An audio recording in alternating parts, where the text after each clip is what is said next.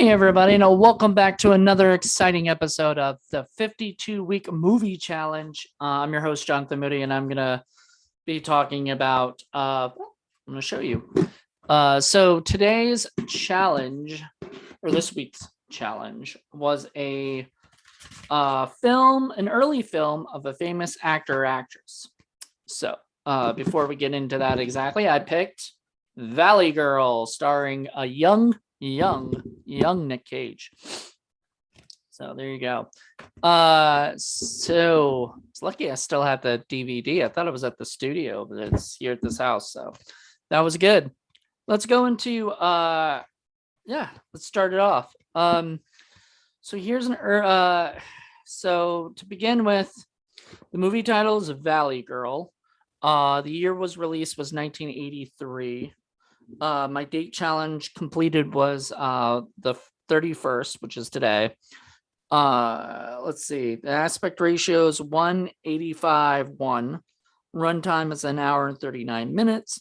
It's a romantic teen comedy. It's rated R. It stars Nicolas Cage, Deborah Foreman, Elizabeth Daily, and Michael Bowen, as well as many others. We'll get into that later. Martha Coolidge is the director. She also did Real Genius, which I love. It's produced by Andrew Lane and written by Andrew Lane and Wayne Crawford. Music by Mark Leventhal and Scott Wilk. And the awards received, I didn't see any. I couldn't find any on IMDb, but I'm sure it's won awards. Why do you choose this particular film? Because I heard really good things about it. Have you seen this movie before? No. Would you recommend this film? And why or why not? Yes, I definitely would. It was a lot of fun. Give it 5 stars, by the way. You got a pretty good rating from me. Which character were you most able to identify with or connect with? In what way? Fred. I don't know. Fred was just the guy I could identify with the most. Randy's best friend, probably because he just was the most like me. I don't know. I don't know how to describe him. Kind of goofy, kind of silly, but kind of fun. Best line or memorable quote? Well, fuck you for sure. Like totally. That was probably my favorite quote in the movie. Were you surprised by the ending? What would you do different? Not really. I mean, I hope that they get together at the end, but I wouldn't wouldn't change a thing. Did you see hints of the star's later acting style in the early film? If so, what were they? Oh yeah, he's not as crazy, Nick Cage, but he's still a little out there at times. But this is mellow Nick Cage, for sure. Anything else you'd like to add? I just recommend it to anyone looking for something new to watch. So if you haven't seen Valley Girl, I totally recommend it. Like totally. Okay, so for the longest time I didn't watch this movie. And it's not because I had no interest or whatever. It just didn't, I don't know. It didn't seem too exciting for me. Exactly. I am a big Deborah Foreman fan. I love her in Lunatics: A Love Story. I loved her in Sundown, Vampires in Retreat. I mean, I just adore her. I think she's just adorable.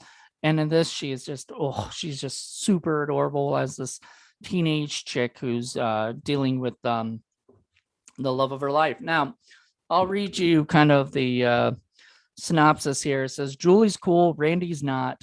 She's from the valley. He's like, so not. No, Julie's cool. Randy's hot. She's from the valley. He's like, so not. Nicolas Cage and Deborah Foreman star in this sweet, fast, unpretentious, and funny, says Los Angeles Times, romance that mixes mixes preppies, punkers, and hot-filled soundtrack, says New York Times, including the plimsolls and modern English into an iconic cult film that's entertaining, says New York to the max. Julie is like so over her preppy boyfriend. She dumps him on the escalator at the Galleria. Oh man, that was a great scene. And when she meets punker Randy, her eyes practically bug out because she thinks he's sexy, even though he makes her friends gag. But even if Randy's ready to stop the world and melt with her, can Julie risk losing her friends and her super popularity at school just to be with him? So yeah, first of all, I told people that this sort of reminded me of Karate Kid. Karate Kid came out in '84, so they might have taken a little bit of notes from this, but or maybe it's just a common theme of a guy falling in love with a girl who happened to have a jerky ex-boyfriend who's still sort of lingering around and wanting to get back with her. So does that mean like if what's his name? Uh Billy Zabka's character, Johnny in Karate Kid is the sort of the good guy in Cobra Kai. If they made like a Valley Girl TV series, would Tommy be the good guy in this? I don't know. Tommy is yeah, he's a tool bag. His character is this just preppy jerk who hooks up with the the girl who later on became Tommy. Sort of funny. Became Tommy Pickles from Rugrats. It's just a weird to think like Tommy Pickles hooked up with Tommy.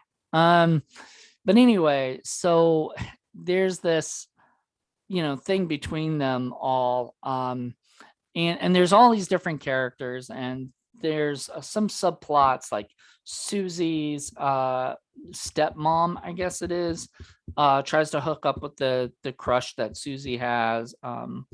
There's there's Julie's parents who are like too cool for school kind of thing. They're kind of raising her to figure things out on her own. They don't like ground her or punish her for being late from a party because, she has to live her life and, make her own decisions and, that kind of thing, which is progressive parenting actually, even for that time period, I think. I don't know. I definitely, I know there was a remake of it, and I would hate to see a remake of this movie, just because if they had to make it modern day, um,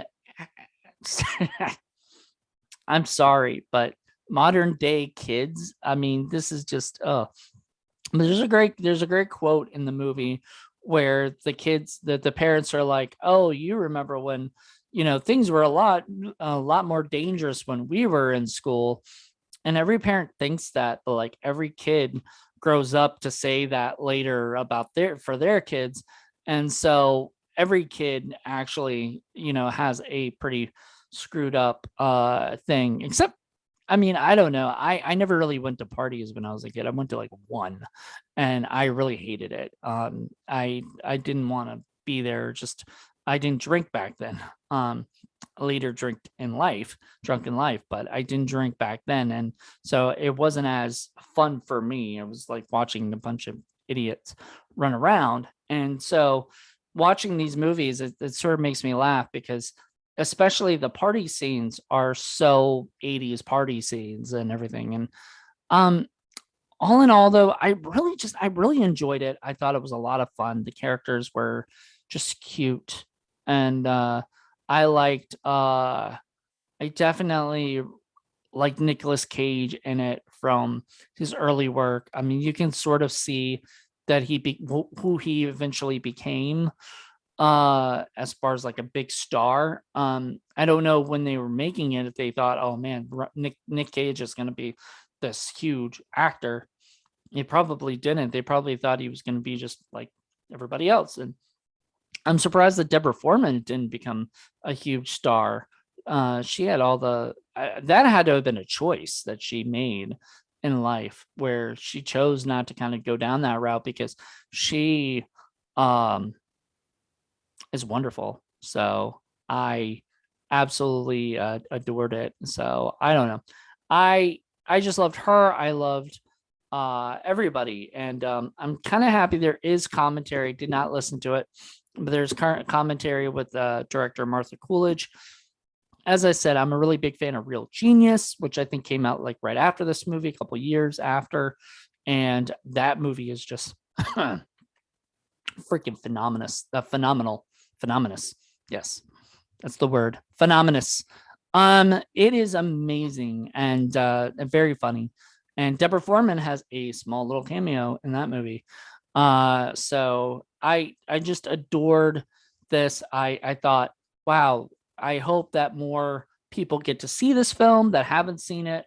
I'm kind of sad that it took me so long to watch it because it's definitely a movie that I'll be watching over and over now, and probably picking up more things later. That's another reason why I like doing this 52-week movie challenge, is picking out movies that I haven't seen that maybe I'll watch more than once now because I've seen it finally. So I love doing first time watches on this.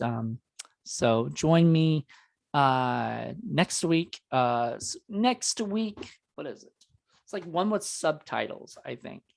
Yeah, film with subtitles. So probably something from another country that I haven't seen that I've been wanting to see. Most likely a Criterion type film like Truffaut or something along that line. So we'll see. But this week I just felt like Valley Girl was sort of the perfect kind of movie to watch about that I haven't seen, that has Nick Cage in it, or somebody early film of somebody. I was almost going to go even earlier and pick something like a Robert De Niro movie or Jack Nicholson movie or something like that. But I chose this because, it's been on my to watch list and I'm very glad I saw it. It's very 80s. The soundtrack is amazing. The characters are great. Cast and everybody who was part of it, the writing. I mean, once again, I'm just a little afraid that they did a I'm a little afraid that they did a what is it? Remake, just because if they set it in today's world, it's not going to be the same. I mean, Valley Girl back then isn't the same as a girl growing up in the valley today. I did live in Van Nuys, so it was really cool hearing stuff like Van Nuys Boulevard and things about the valley. And I did like hearing, because Randy, Nick Cage, lives in Hollywood. He doesn't want to go to the valley, and that's sort of true. Is like it is a little bit of a drive, especially with traffic, to get to places. Like sometimes it takes like an hour and a half just to get to a place. So anyway, I would suggest, if you haven't seen it, please go check it out. And if you have seen it, let me know what you think. And if you guys big Valley Girl fans? I'd love to hear that. So thank you guys for checking this out, and tune in next week for one with subtitles. Bye.